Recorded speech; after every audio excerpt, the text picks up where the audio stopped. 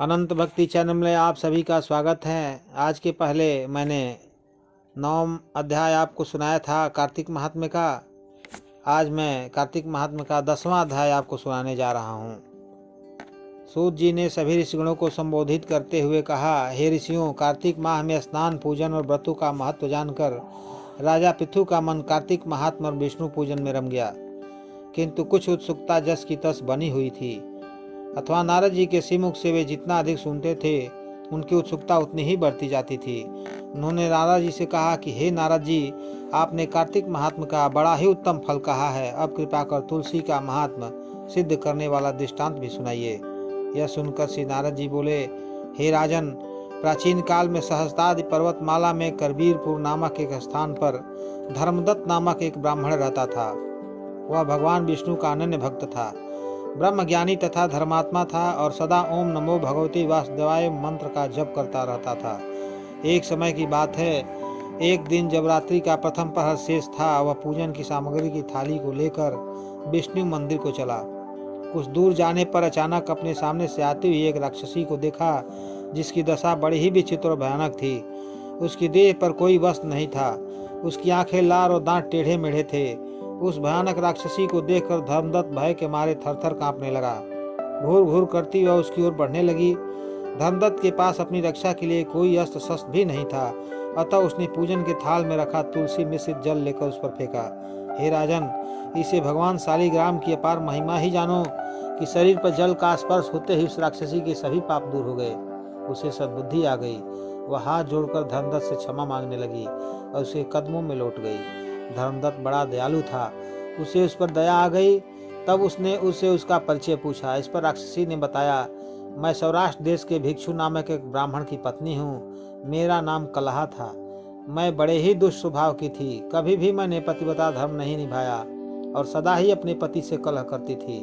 उसे उचित ढंग से भोजन नहीं देती थी। ब्राह्मण मुझे बहुत समझाता था, मैंने कभी उसकी बात न मानी।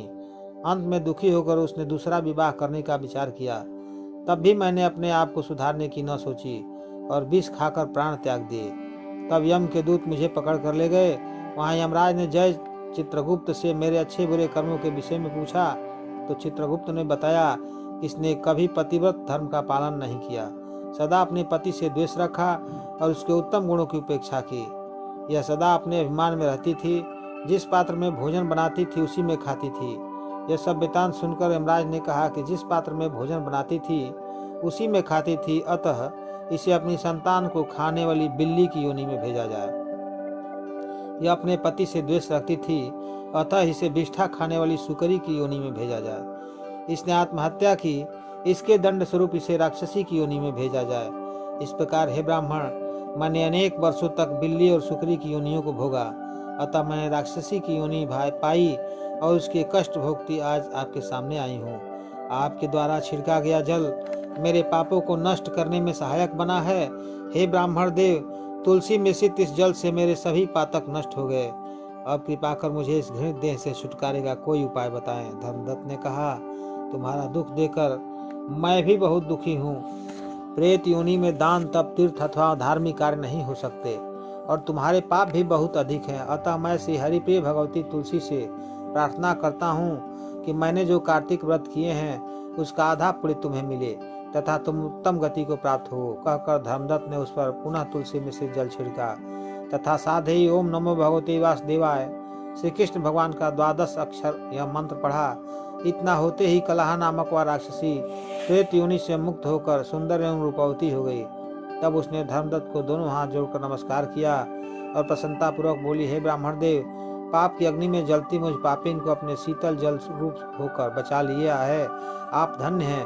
उसी समय भगवान विष्णु के दूत जय विजय वहां गए और उसे एक दिव्य रथ में बैठाकर वैकुंठ को ले गए।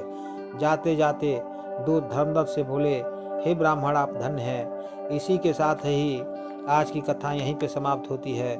जय श्री कृष्ण।